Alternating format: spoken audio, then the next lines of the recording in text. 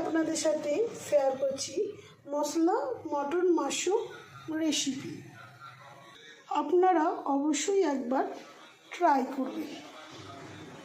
তাহলে চলুন রেসিপির ভিডিওটা শুরু করা যাক। প্রথমে কড়াতে জল দিচ্ছি মাশরুম আর মটরশুঁটি সেদ্ধ করার জন্য। দিচ্ছি পরিষ্কার করে কেটে রাখা মাশরুম, আর দিচ্ছি মটরশুঁটি, দিচ্ছি সামান্য নুন। মটরশুঁটি আর মাশরুম হালকা সেদ্ধ করে নিচ্ছি। মটরশুঁটি আর মাশরুম সেদ্ধ হয়ে গেছে, জল ঝরিয়ে তুলে নিচ্ছি। দিচ্ছি পরিমাণ মতো সাদা তেল। এরপর ফোড়নের জন্য দিচ্ছি শুকনো লঙ্কা, গোটা জিরে, গোটা গরম মশলা। ফোড়নটা কয়েক সেকেন্ড নাড়াচাড়া করে ভেজে দিচ্ছি। এরপর দিচ্ছি পরিমাণ মতন পেঁয়াজ কুচি। পেঁয়াজটা এখন ভালো করে ভেজে নিচ্ছি তেলের সাথে। পেঁয়াজ ভাজার পর দিচ্ছি রসুন বাটা, আদা বাটা, আর সাথে দিচ্ছি দুটো বড় সাইজের টমেটো। আর টমেটোর সাথে দিচ্ছি স্বাদ মতো নুন। আদা রসুন টমেটোর নুন দিয়ে ভালো করে কষিয়ে নেব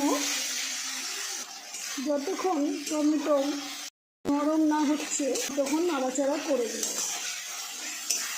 এরপর গ্যাসের আঁচটা আস্তে রেখে দিচ্ছি পরিমাণ মতো হলুদ গুঁড়ো, মতন জিরে গুঁড়ো, পরিমাণ মতো ধনে গুঁড়ো, পরিমাণ মতো লঙ্কা গুঁড়ো, আর দিচ্ছি দুটো কুচনো কাঁচা লঙ্কা।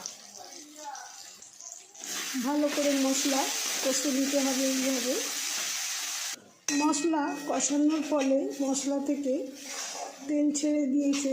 এখন আমি দিয়ে দিচ্ছি আগে থেকে সেদ্ধ করে রাখা মটর আর মাশরুম। মশলার মধ্যে মটর আর মাশরুম কিছুক্ষণ নাড়াচাড়া করে কষে নেব। এরপর পরিমাণ মতো জল দিচ্ছি। 2 থেকে 3 মিনিট মতো রান্না করে নিচ্ছি। এরপর দিচ্ছি সানরাইসের গরম মশলা গুঁড়ো। হালকা করে নাড়াচাড়া করে ধনেপাতা ছড়িয়ে নামিয়ে নেব। রেসিপির ভিডিও যদি ভালো লাগে লাইক শেয়ার কমেন্ট করে দেবেন। এখন মশলা মটর মাশরুম রেডি হয়ে গেছে পরিবেশন করার জন্য। আপনারা ভালো থাকবেন, সুস্থ থাকবেন। ধন্যবাদ।